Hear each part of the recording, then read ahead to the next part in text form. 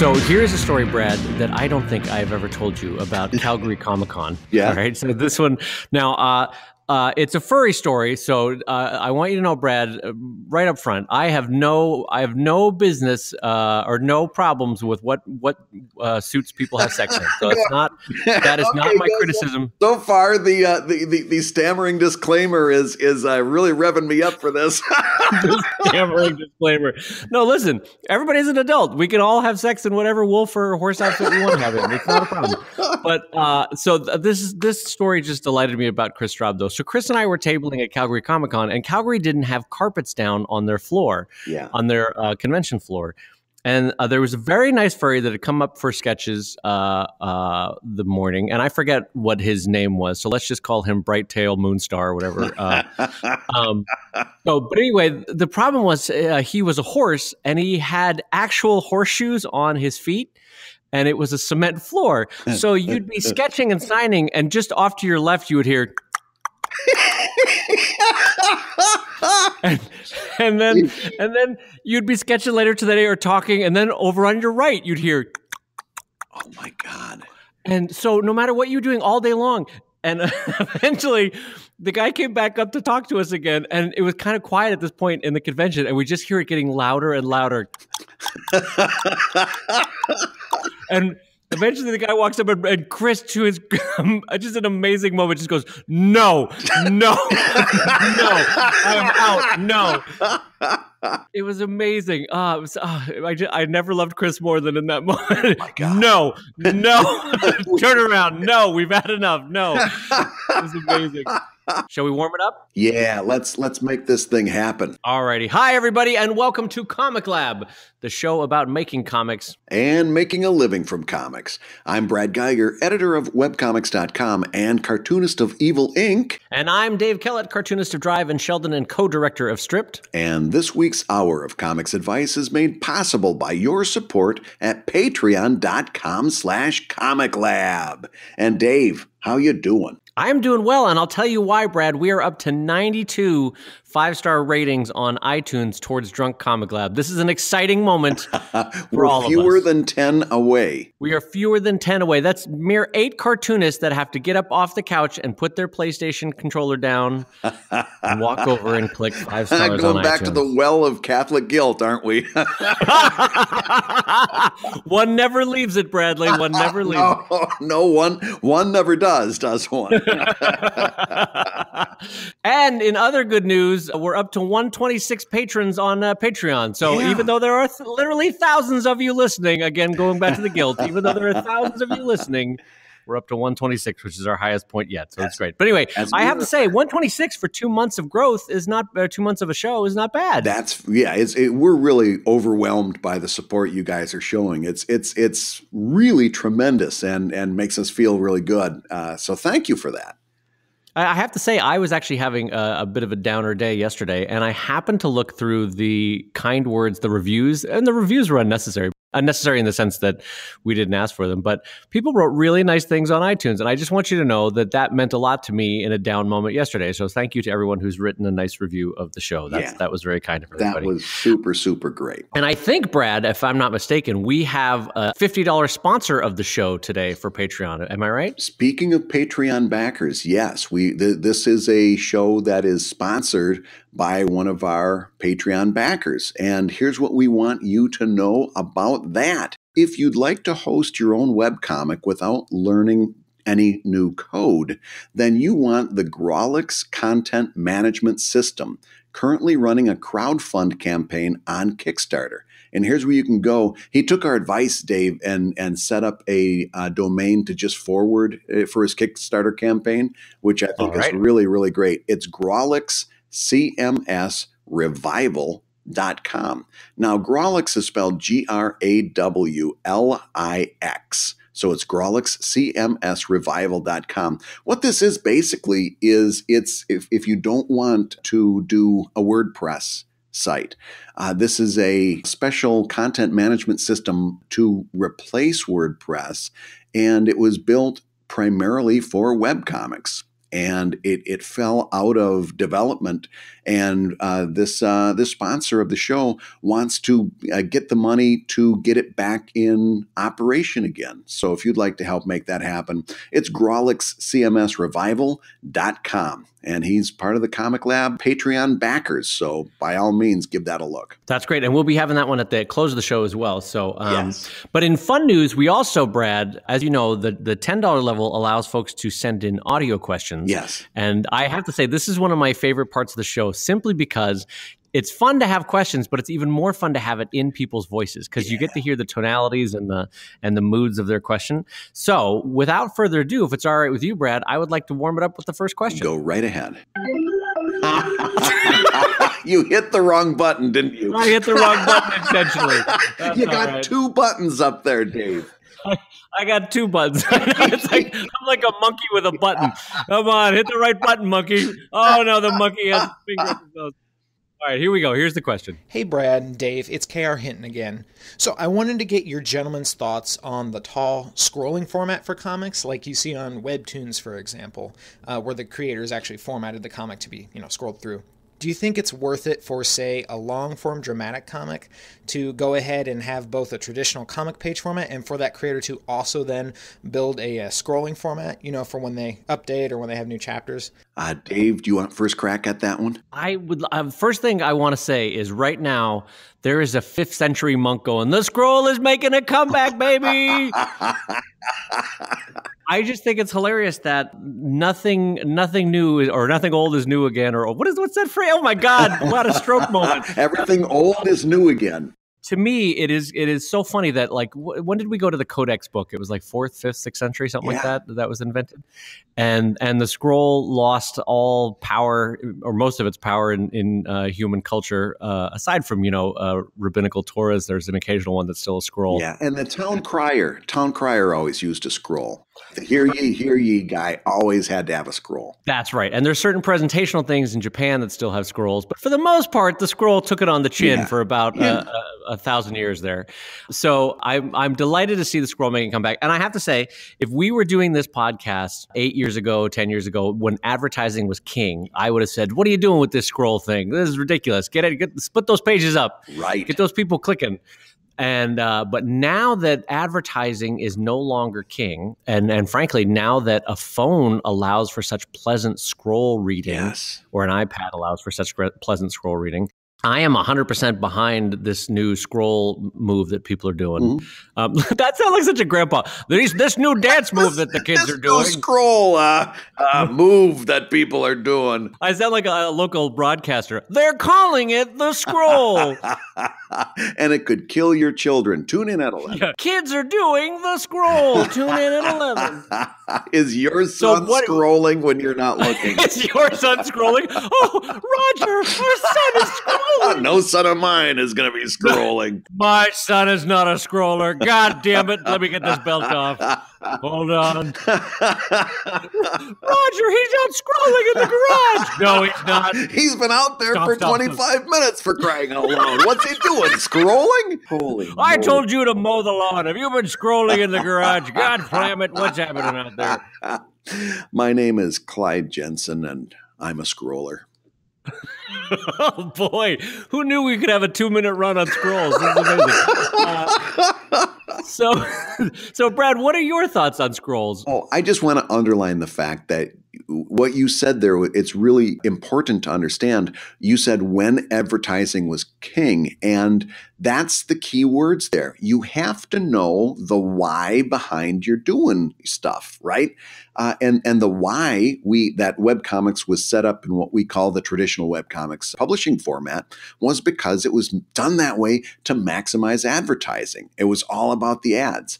And now, like Dave very rightly pointed out, that's not the case anymore. So of course you want to present the best reading experience for your readers. And if that's a scroll, by the way, I don't care if you're long form dramatic, long form humor, short form dramatic, if that's such a thing. Of course, if that scroll works for you, if you think that that's the superior reading experience for your stuff, of course you're going to do that. As a matter of fact, I'm going to tell you what, I used to be very hardcore about your URL is your URL and you point all traffic to the URL.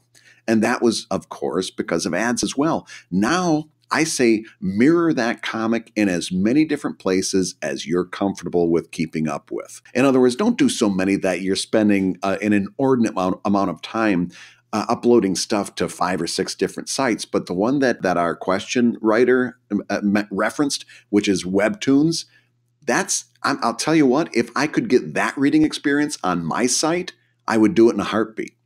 That's, to me, everything about Webtoons is, I think, very close to the optimal best way of presenting a webcomic today. It's got bookmarking. It remembers where you were when you come back. It's got the scrolling. It's got the, with the chapters, you can scroll down. It's the best reading of webcomics format that I've seen anywhere, hands down. So when I submit my comic to award shows, I won't necessarily point them to Evil Inc. I'll point them to the mirror site on Webtoons because I know if somebody's going to be judging my comic for an award, they're going to be able to read everything they need to read very quickly, get a sense of what the comic is about.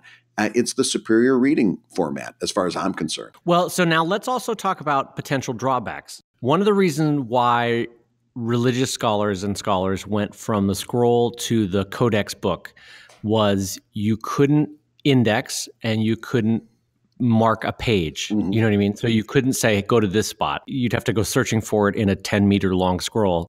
One potential problem, if you have a long-form story, if readers want to talk to other readers, or if you want to talk to your readers about a certain story point, you can't just say, wow, how about that explosion on page 22? You have to say, if you go roughly 7.5 scrolls down. That's true. That's true. And to be fair, that's the way most of the comics on Webtoons are presented. In other words, you get one update and you scroll down for forever if you want to. Now, the way I put Evil Inc. on is that every update is one page and you can scroll down, but every page has an entry point on their bookmarking system too. The one nice thing that Webtoons does that is kind of similar to Comixology or some of the ways the individual panel apps work is that you're not reading a full page, you're reading a full panel a lot of times. Yeah. Not always, but a lot of times on Webtoons. And that makes for interesting reading because much like Comixology, your focus is put exactly where the cartoonist wants you to put it on. Like, don't be distracted by the overall page layout or the overall page look. Let's just focus in on this one panel. Yeah. There's something beneficial to that. But what are other potential drawbacks of just going to the scroll, Brad? I got to be honest, you caught me off guard with the one you came up with because I just got done saying it's the greatest thing since sliced bread. And now you're it's good. Terrible. It's good to anticipate like potential problems. Like, so you're making an absolutely solid point. So, for example, let's say Brad is kickstarting, but he's doing that Webtoons scroll, right? Yeah. How do you let people know about your Kickstarter? I guess you update a certain length of scroll, but then there's still a page break. Is that what you would be saying? Let's backtrack a little bit. So you're not making one huge, continuous, omnipresent scroll is what I'm getting at. No, right? it's not. It's not what you're saying. In other words, you can do that, but generally what people do, what I've seen is they'll update a chapter. And so the chapter might be 15 pages that you scroll down. But then they'll update another chapter, and that's the new entry point. And that's maybe 15 pages. So if I were going to promote my new Kickstarter on the Webtoons Mirror site, I would make one update that's just basically an advertisement or a comic that talks about the Kickstarter or something like that. So that becomes the new top entry point on the page when somebody comes, and then update my next chapter when that's ready. Right. Okay. Yes, I do know what you're saying. I'm sorry. I'm glancing over at Webtoons while I answer you. In other words, it's not just a continuous scroll. It's a continuous scroll with multiple entry points. Right. It's like continuous scroll, breath, continuous scroll, breath in terms of page breaks. Yeah, I gotcha. So you still could have outward links. So for long form, I think you and I would both say that if it's something you want to do and you like it for the way your story is presented, I think both Brad and I would say, yeah, go for it. My curiosity now is piqued by this. Brad, could you make short form work on a scroll system? Oh, sure. I don't know that there is as much of a benefit as long form, but being able to just, especially with that quick dopamine hit of finding something funny, being able to scroll down is immense. Yeah, well, the reason why I say this is because I have found great joy recently on Instagram posting comics panel by panel, which had you asked me 10 years ago if that would be a way I'd want to do it, I would have been like, no. Right. But I've really come to love it on Instagram. And so part of me is like, well, wait a minute. Why don't I do a version of that on Sheldon, on my revised Sheldon site, which I haven't done yet, where on a very mobile-friendly platform, I scroll down panel by panel. That would actually be pretty pleasant. Yeah. And I would even say scrolling down strip after strip after strip. So like you'd be stacking maybe 8 strips or however many strips. And then the person just keeps reading boom, boom, boom, boom. And that's particularly important in a humor strip because obviously not every one of your strips is going to be funny to that single reader. There's some things that are going to hit that person more funny than the next. So being able to follow that up with another one and another one and another one automatically increases your odds of that person having an overall feeling of a humorous reading experience. Whereas if you are counting on them to click and click and click, they've got to commit every time they make that click. Whereas scrolling down is much more free. And frankly, it's how they're trained now through social media to consume media. So it's going to feel more natural and it's going to give them that repeated hit every time that your humor connects with them. I would say it's an overall valuable experience. Yeah, I think I agree with you. Kate Beaton occasionally will do a theme, like say she's doing comics on, I don't know, Emperor Maximilian of Mexico, right? So she'll do like 7 or 8 on him, but upload them all as a chunk. And it's exactly what you just said. And it works really well because by the beginning, I don't remember that much about Emperor Maximilian. And by the end, I remember more of what I learned and I've learned in the process. And I've also, out of the 8 of them, I really enjoyed 6 of them. Yeah. And so even though the first 2 might have lost me as a reader and I might have clicked away because there were 8 to choose from, bang, bang, bang, bang, bang, I stuck around, I enjoyed the whole process, and it felt more holistic as a reading experience. So yeah. I would echo and put my signature on Brad's point there about possibly sharing themed comics all at once, bang, bang, bang, like that. Yeah. Absolutely. Now, before we go over to our $5 questions, I want to do a little house cleaning from last episode. First of all, you mentioned Kickstarters, and I saw that Dave Kellett, you just crossed a big stretch goal on yours. Yeah, so it's we're about to approach the 3rd stretch goal for the Kickstarter. So I have to say this one was a bit slower in the middle than a lot of mine have been. Mm-hmm.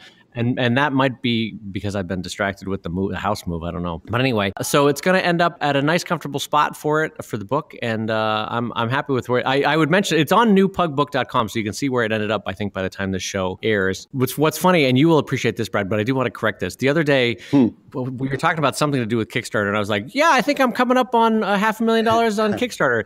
And I need to issue a big correction because I did the math and it's not even close. It's like 370,000. It's not even close to $500,000. That's like 4 teachers' salaries away from $500,000. So. Yeah, but I mean, using my math, that's practically half.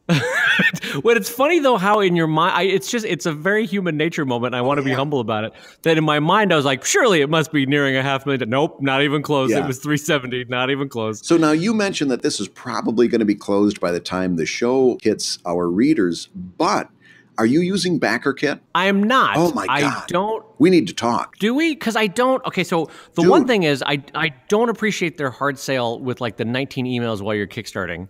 I mean, I get it that that's their business model, but it always drives me nuts. Like, hey, emailing again, checking in. Hey, it's Susan from Backerkit. Now it's Greg from Backerkit. Hey, we noticed you hadn't responded. It's us over here at Backerkit. Hey, it's Backerkit again. And I'm like, go eat a dick. What are you doing? Get away from me. But the thing is, running the math numbers for me, it always feels like I'm going to pay a Backerkit $2,000 to make $3,000. You know what I mean?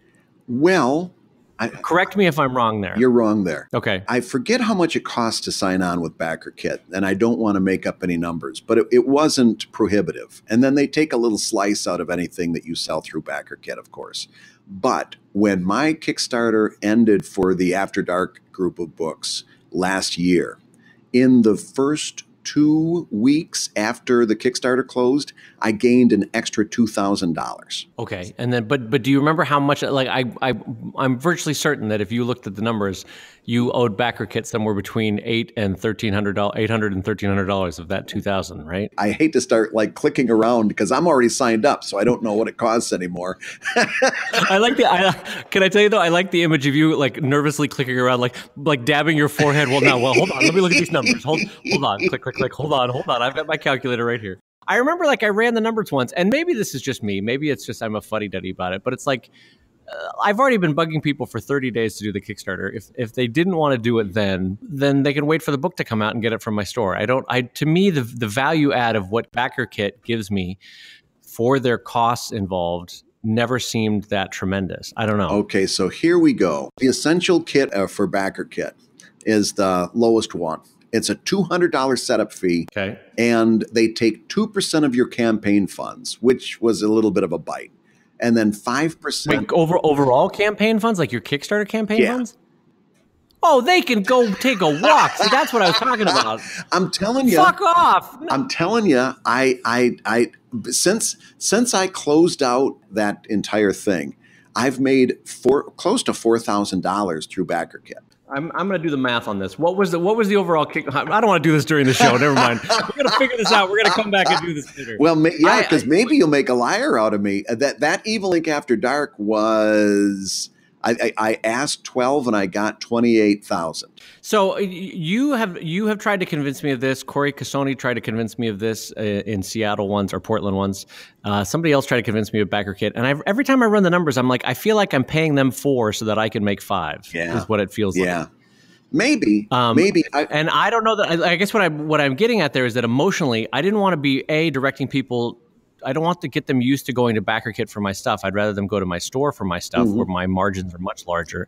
And then also just on an emotional level, I don't like making $1,000 by virtue of having given another company 4. You know, I don't know. No. So it's this is me at my grumpiest. Sorry, I realize I'm getting like a little hot-headed about this, but I don't like their model. I don't know what it is. And then coupled with that, no matter every time I Kickstart, I get 40 emails from them like, hey, it's Steven over here at Backerkit. Just checking in again. Hey, now it's Greg. Steven's email didn't work, so we're trying just one more time. Hi, it's Susan also chiming in. Yeah, hi. Oh my goodness. I just noticed you hadn't signed up yet. Wanted to check in with you. And I'm like, take a hint. I get it. This is your business model. You have to contact every Kickstarter to generate business, but God, go away. Anyway, so that's another thing that always chaps my butt with Kickstarter is the amount of spam that you get. They've gotten better at it. That really upsets me. And they say they can't do anything about it, but you know that they could easily get on top of half that stuff. Yeah. And to their credit, I want to give some credit. It has tamped down from how bad it was in previous years. But you still get 5 to 6 spam emails as soon as you sign up and launch. In that environment of charlatans trying to spam you, here comes Backerkit every time going, hey, Dave, oh, it's Roger from Backerkit. How you doing? Just dropping you a 15th email. Oh, just checking in. Hold on. And you're like, God bless America. Hold on a minute. Okay. Because while you were doing your Greg run, I just did 28,000 times 0.02. That's 2%, right? Yeah. That's $560. Okay. Plus my $200 buy-in. So now you've got what is that? 560 plus so 200 right? Is 760, right? Right. So I'm still under 1,000. But then there's a percentage of each sale, right? Right. Okay, so you're over 1,000. So you did what I said that you did. You paid 1,000 to make 1,000. No, I paid 1,000 to make 3,000. Oh, you made it pay. Okay, so you're saying you netted 2,000. Since I started, I'm up almost $4,000. Okay, so you paid $1,000 to make 3,000 then almost. Right. All right, that's better. I don't know. You are I'm really grumpy today. about it. I am grumpy. I don't want to. I don't know what it is. I don't like that business model, and it just feels disingenuous to the people that kickstarted, because you're telling these people these are the levels you have to back at these things, and this is what you get if you back at this level. And then you're like, after the 30 days, you're over like, forget about all that. You can buy whatever you want at whatever level. La la la la la. No, you're not. You know, No. You give them the reward, and then you say, this is actually a benefit. Okay, let me give you that on the flip side. All right. So you give them, you set up your rewards, and let's say that you just launched a brand new Kickstarter today, like your friend and mine, Brad Geiger. And let's say that you happen to steal data. Wait, you just launched a Kickstarter today? Exactly 2 hours ago. Oh, I didn't. I'm sorry. I literally just did the school drop off and turned on the microphone, so I haven't checked any. I'm sorry. What is the URL for this Kickstarter? Tell the world. Now listen, your URL is New Pug Book, right? And you had a good tip on Comic Lab about using a redirect. It will not surprise you to know that I copycatted you almost to the letter. My Kickstarter is newevilbook.com. That's great. I love it. And by the way, I also stole your idea about opening it up to Patreon backers and putting some early bird specials in there that have like no shipping and stuff. And in the first hour, I cleared $1,000 already. That is great. See, man, this is friends helping friends, unlike Backerkit. No, I'm just kidding. That's great. So wait, for the folks at home, so newevilbook.com? Yes. And I would spell that newevilbook.com. Was that the URL? That's evil using the traditional spelling of evil. But, so that's with the silent. There's no silent Q, right? Okay, right, so new evil. Right. No silent letters. But now here's the flip side of the Backerkit argument. So I've got a couple reward levels, and I've got 9 Evil Ink books. This will be the 10th in the series. And I would like to have a reward level that says, take the new book plus 2 others that you don't have. Take the new book plus 3. Take the new book plus 5. I don't want to set up all those rewards. So I've got a couple of those to kind of prime the pump. But then in Backerkit, what I say is, listen, you can have your reward. You're signed up for the reward. And if you want something that isn't shown in that reward list, you can add a little money on. It's credited to your account, and you can add the books that you want on an a la carte basis. It makes things so easy. Yeah, okay. I can see that. Thank you for making that argument, because I need to get off my high horse about this. So it's not a high horse. You make a very good point. There is a strong buy-in. And just like comic conventions, I'm going to tell you, you should probably be very confident that you've accounted for enough money in this Kickstarter to cover all your costs and stuff like that before you consider doing a Backerkit deal. But having said that, this is something that makes my rewards so much easier, and it's going to make it easier for me to hit my goal, because if somebody does add on money, so they're pledging at $40 and they want one of the $20 books, they're going to stay at the $40 pledge level, but they're going to pledge $60. They get the books they want. They add on the ones that weren't involved in the reward level. I get $20 that I wouldn't have gotten. Right. No, I get it. I mean, I see. You've made a good point that basically you shoot for simplicity and clarity in the Kickstarter itself. Yes. And then in Backerkit, you can say, well, wait a minute. Why don't we add on a variety of any of these 15 different books you might like to add on one at a time, right? That kind of thing. So you can drill down and be more specific. Okay, now I understand. I'm taking a breath. My cheeks are becoming less red. Usually, Dave, this is a switch. Usually, it's me who's the grumpy old man. You. Something about their business model just chaps me the wrong way, and I don't know. I do know what it is, but I shouldn't be so uppity about it. It's fine. I get why they do what they do. I get their pricing model, because they have to price both for a big campaign and a small campaign. So I get why they do the 500 flat and then the 2%. I understand that. And then they also have the rate per unit. I get why they do that too. I understand their business model. I just don't like it. I don't enjoy being priced 3 different ways for a single buy-in. I think that's what it is. And I bet if I sat down over a beer with them, they would say, look, we get it from a consumer standpoint. It's not the best way to set up a system, but we have to do that because we have to account for a Kickstarter that made $4,000 and a Kickstarter that made $400,000. And the only way to price that is to price it using these 3 different models in one system. So I get it. I understand. I'm just grumpy. I'm just grumpy today, Brad. I don't know. Although I am not a fan of spam, and you know that. I don't like the idea of them spamming repeatedly, but that Patreon on Tour conference that I went to a couple of weeks ago, they made a point that was really relevant. And I talked about this a little bit on Surviving Creativity.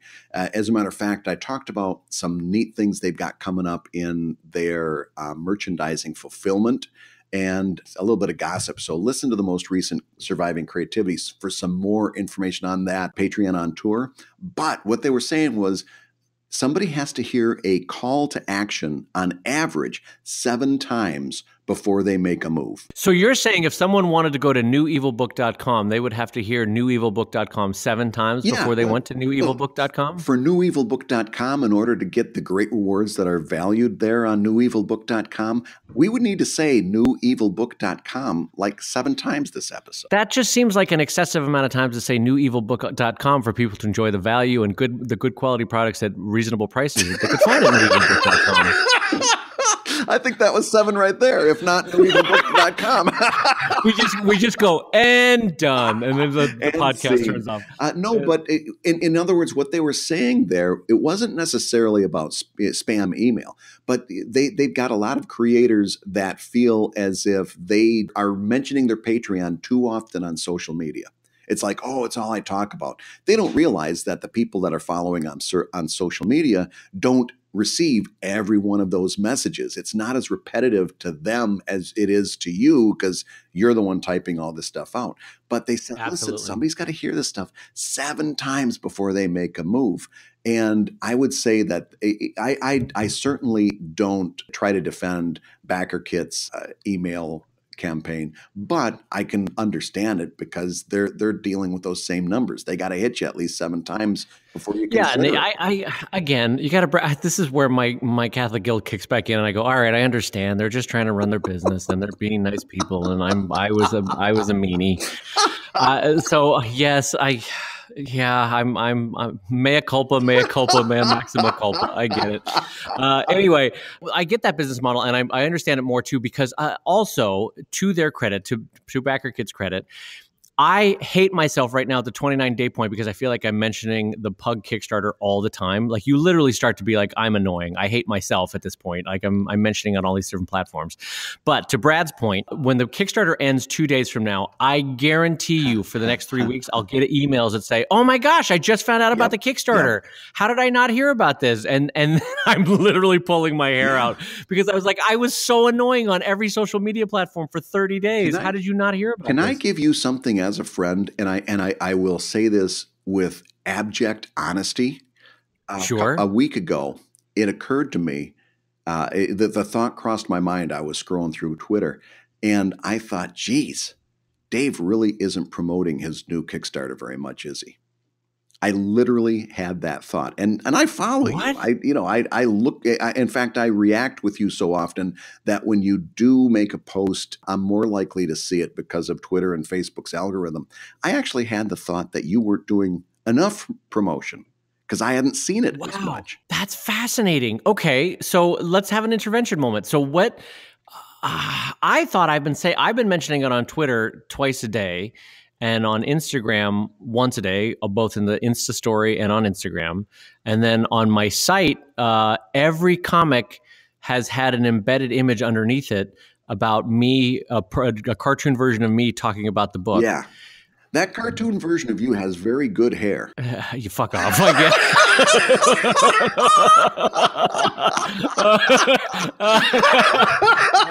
Boy, I am grumpy today. I am grumpy. You've been doing a lot of social media for this Kickstarter. I get it. But it doesn't sound, in other words, as somebody who follows you on every account, I didn't see a sixth of that. So it was not okay. That is good. That is good to know. And it's good for anybody to know, because everybody wants to do social media promotion, and and everybody feels repetitive and feels as if they're going to get called on it. And of course, you should try to make sure that your social media has the 3 C's, right? Content, commercial, and curation. In other words, you should have content. That's when you're saying something original. Oh, and by the way, if you're posting your entire comic so I can read it on Twitter or Facebook, that counts as content. That's not a commercial. Wait, so where'd you get this? Where'd you get this 3 C's? I like this. Content, commercial. This is a drum I've been banging since a webcomics.com article I did on the topic maybe 2 years ago. And it was like, I'm trying to explain to people that there needs to be a good balance in their social media feed to address this very point. Because if you go to somebody's Twitter feed, for example, and all it is here's the new comic, here's the new comic today, you're not going to follow that Twitter feed necessarily, because it's not very interesting. But if that's a part of a greater mix of here's a new comic, and here's a thought I just had today, and here's my Kickstarter, and here's something that somebody else posted that I think you'd enjoy, which falls under curation. In other words, retweet and reshare.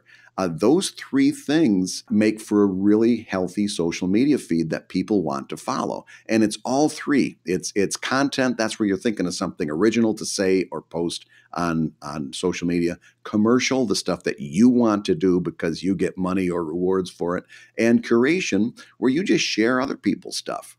And they're all equally important. If you've got all 3 C's, you're doing social media right. And this is a good way to make sure that if you're doing those other 2 C's, you can do an awful lot of commercial and not be called on it or not look bad as a result. Hey, thank you for that. That's really good advice, that whole thing. Well, so now let's continue this thought about that you were saying about my social media feed. How do I measure up on your 3 C's measure?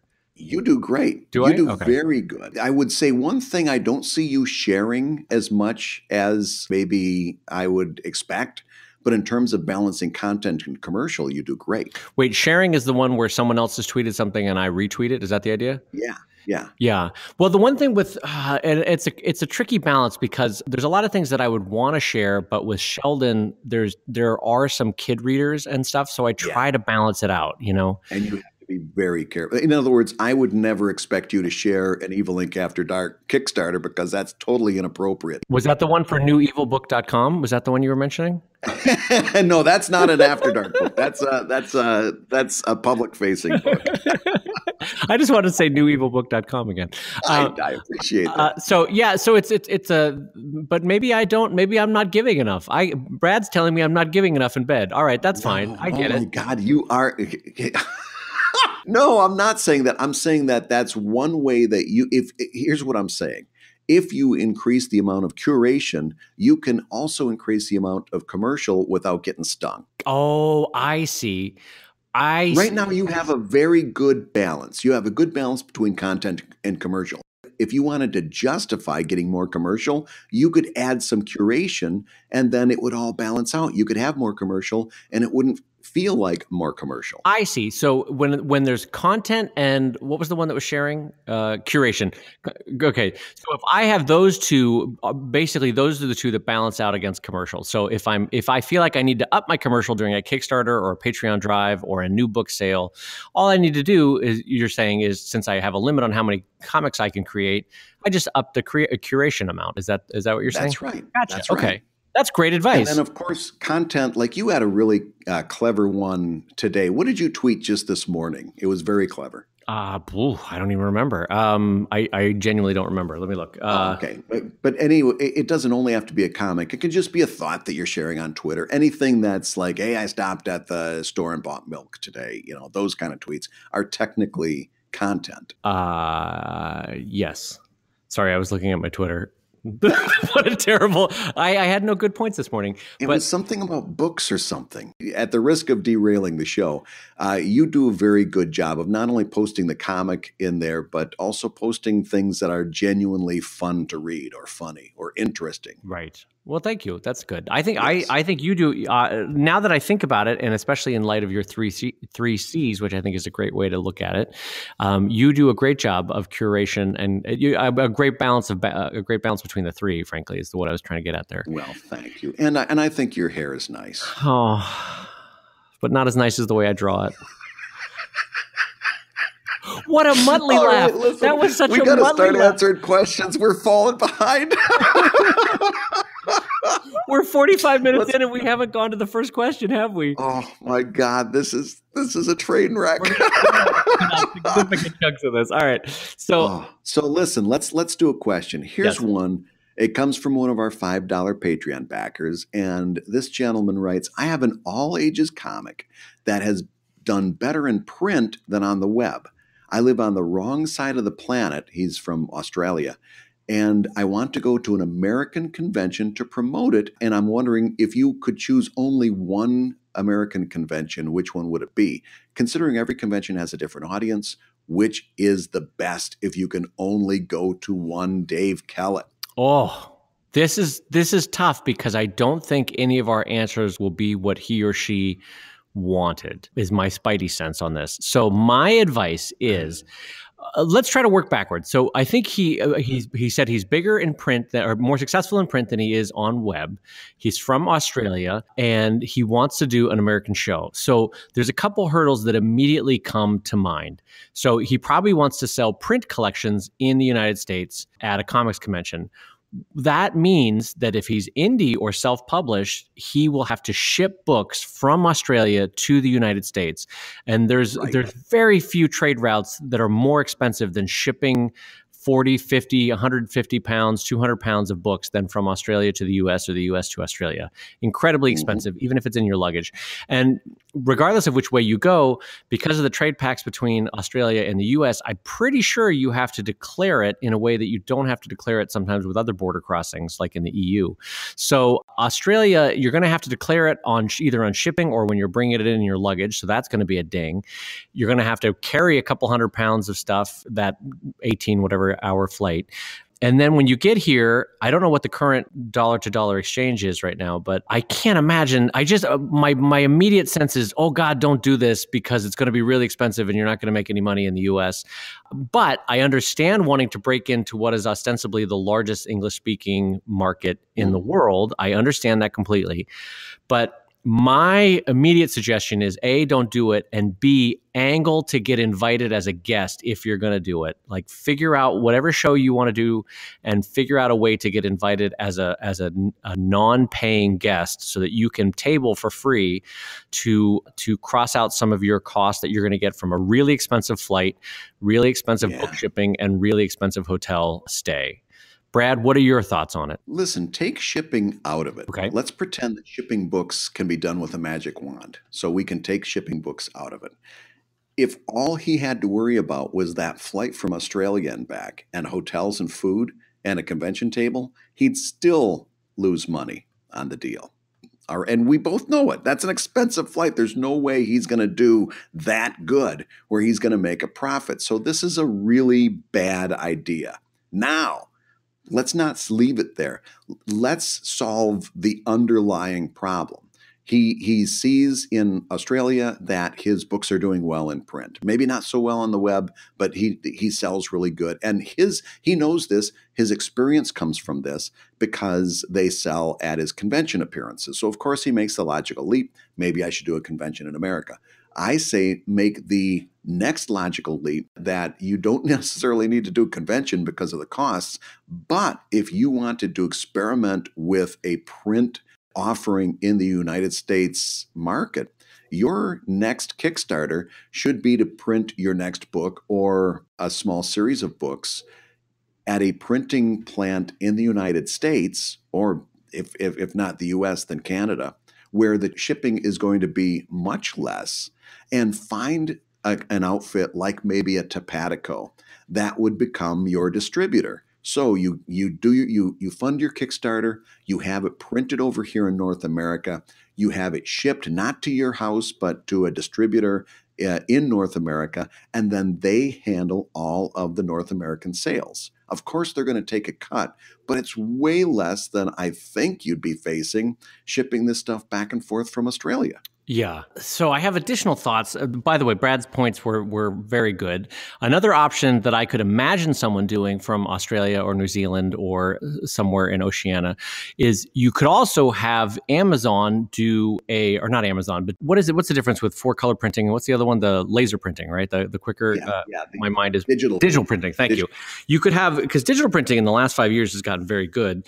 You could do 100, 200 copies digitally, have them shipped to a reader that's in the town where that convention is, and then you don't have to pay for shipping, and you have a pretty good quality book to sell at the show. So that's one option you could do, I guess.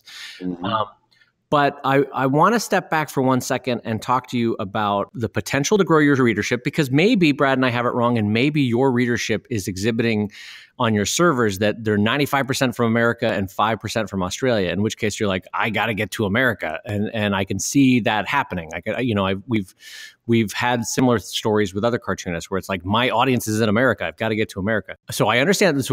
On the idea that might be happening, another possibility you need to consider is that this has become a prestige move for you that is not necessarily a business move for you.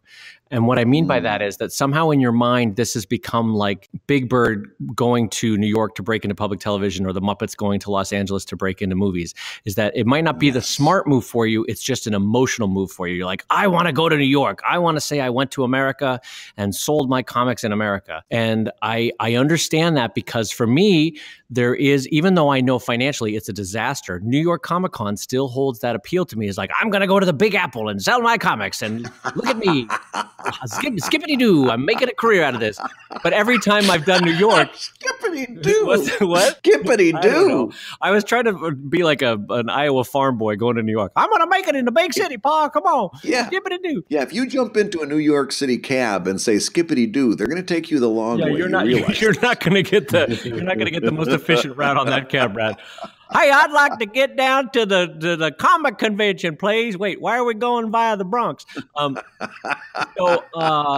So for me, though, New York on paper, what a disaster that show is for me just financially. It's really expensive to fly from LA. It's expensive to hotel in New York.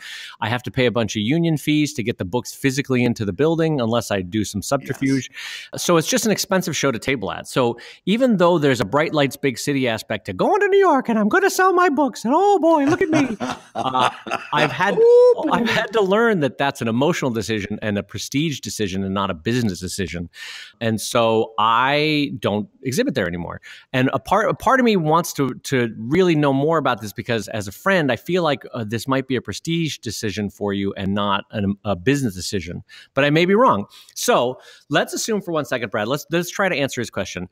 Let's assume that he does have a 95% American audience and they're dying to buy his books, but the shipping is really expensive to ship them individually, so they haven't been buying them. So he wants to go to a comics convention to sell them to his American audience.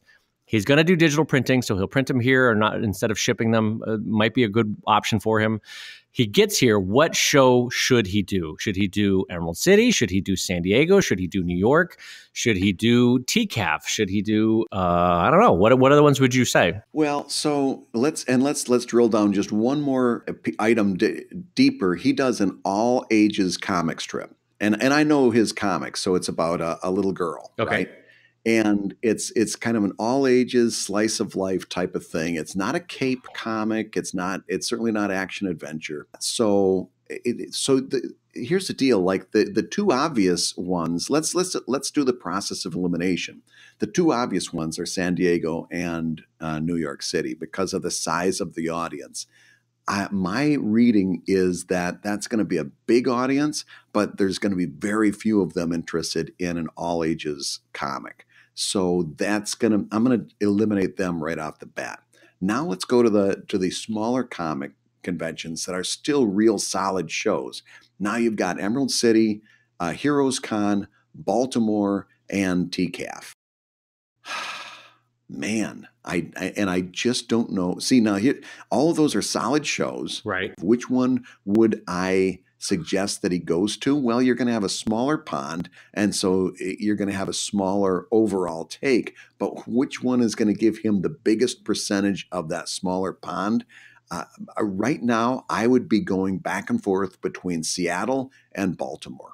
Okay, yeah. So I would. Although, have you done, I'm sorry to interrupt, but have you done TCAF recently? No, last TCAF was 2 or 3 years ago. It's an expensive show for me to do, to get the books into Canada, and then it's not. But would it be any more expensive for him than it would be would it be any more expensive for him than doing a show in the States? Yes, in the sense that it's a longer flight to Toronto than it is to so my thought was, coming from Australia, nearest landing points in the United States are either going to be in Hawaii, San Diego, or Los Angeles, right? So those will probably be the cheapest flights. I'm guessing. Yeah. I don't know.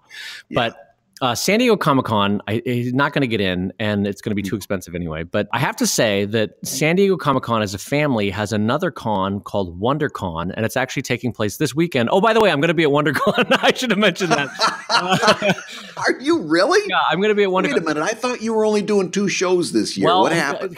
This is a benefit that you might want. I should have talked about this. So the National Cartoonist Society, of which I am a member, and of which I'm trying to rope Brad into being a member, even though he didn't want to do it.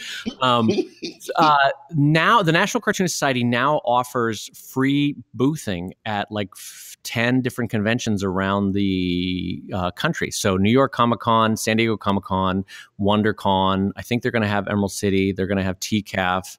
They're going to have that one in Chicago called C2E2. Is that it? Yep, C2E2. C2E2, and then one other wizard show. So maybe that's not 10. Maybe that's like 6 or 7. But anyway, so I have free tabling at WonderCon, and it's down the road in Anaheim. So I'm just going to go down this weekend and sell. And but now, wait a minute. Is it free tabling like Keen Spot used to give us free tabling, where you get to sit at a place at the table for a certain number of hours, and then you got to rotate out? It's free tabling in the sense that, yeah, well, it can be if it's busy. In this case, not a lot of people signed up for the booth, so I think I have a free booth the whole weekend. But yes, ostensibly, if 20 people had signed up, I might not have the whole convention. But it's only good. That's why they're doing so many of them.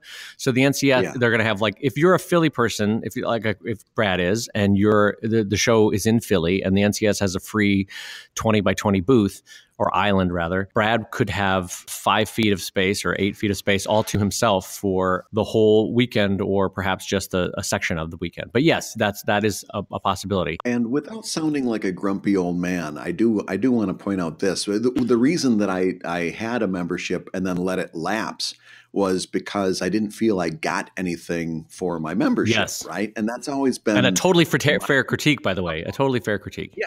But the fact that they're doing this, you've got to give them a point for that. They're doing something to make that membership more valuable. So I actually kind of applaud that. The fact that they're doing that this year is really something special. I think that's cool. Well, as you know well from being my friend, there was about 10 years there where I was kind of screaming into the void about it. That, like, listen, you have to change how you do things, because not everybody has Mort Walker $50 million money anymore, you know? Right. And so this is one of the positive changes. Another one is to offset the cost of Rubin Weekend by having a signing and selling event at each Rubin Weekend now. So when you go, if it costs you $1,000 to go to the weekend, you know, flight and everything, then you make $1,500 at the signing and selling event. And so, you know what? It's a nice vacation. You get to meet and talk to all your peers and heroes, and you made $500. Great. That's cool. And now, they never would have done that back in the day of Charles Schultz, but they do it now because there's less people making Charles Schultz money, you know, and more people making our kind of income.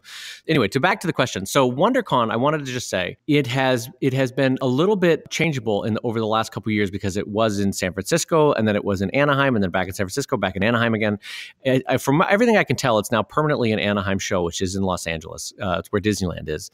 And it's become a really big show and really good now. And it's a 3-day show. And it probably feels, Brad, like San Diego did when we first started going, like 1999 to like 2004. Very comics focused, very small. The big media companies, surprisingly for being Los Angeles, aren't there. It has a good feel. So I might recommend that, along with Brad's recommendation of Seattle, because you'll have a cheapish flight from Australia. Yep. And it should work. So WonderCon or Emerald City would be the two that if you had to go, gun to your head, that's the ones that you'd suggest. But again, oh boy, really think about it and really crunch the numbers for what you're thinking of doing, because I have a fear in my heart that you're going to be flying home going, oh boy, that was expensive. Oh boy. Oh. Well, I made a very big mistake. Back up. I made a really bad mistake. Oh, my choices. Well, listen, you mentioned one last thing as we bring that one to a close. You mentioned the Reuben Award weekend. I did want to mention this. We spent a lot of time last show talking about awards.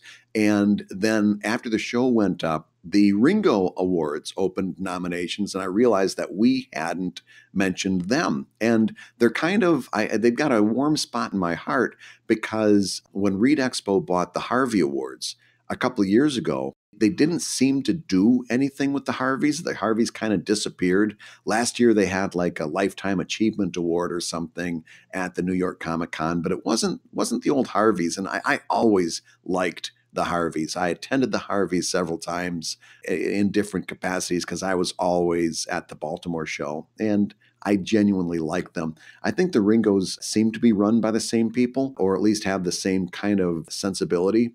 But if you want to nominate comics for the Ringo Awards, go to ringoawards.com, and then they're going to be handed out at the Baltimore Comic Convention this fall. So ostensibly then that will be the new Harveys, is that right? That's kind of replacing the Harveys. Now, see, Read Expo says that they're bringing the Harveys back, but their show is in the fall. The New York show is in the fall as well. And they have not made an announcement yet. And I had gotten some off-the-record information when I reached out to them through their Facebook page.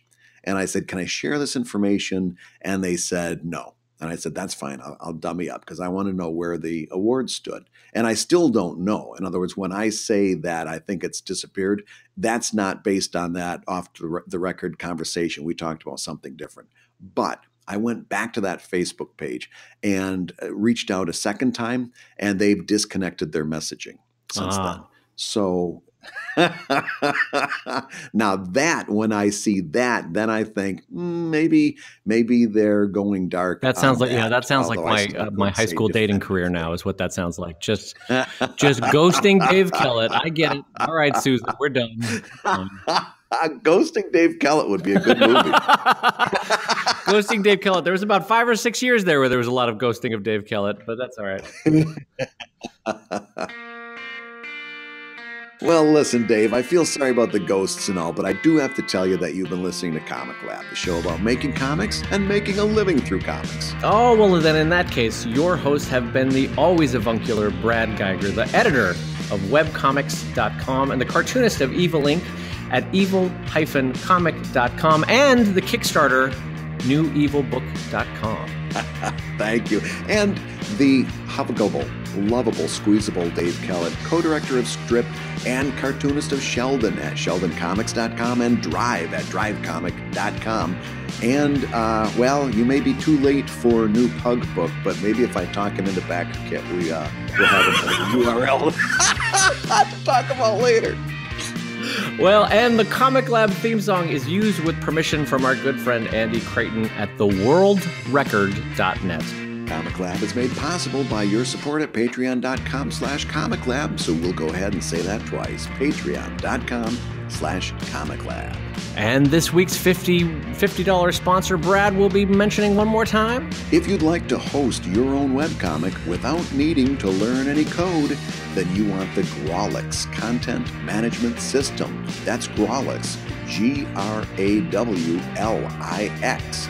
It's currently being crowdfunded on Kickstarter. Go to GrawlixCMSRevival.com.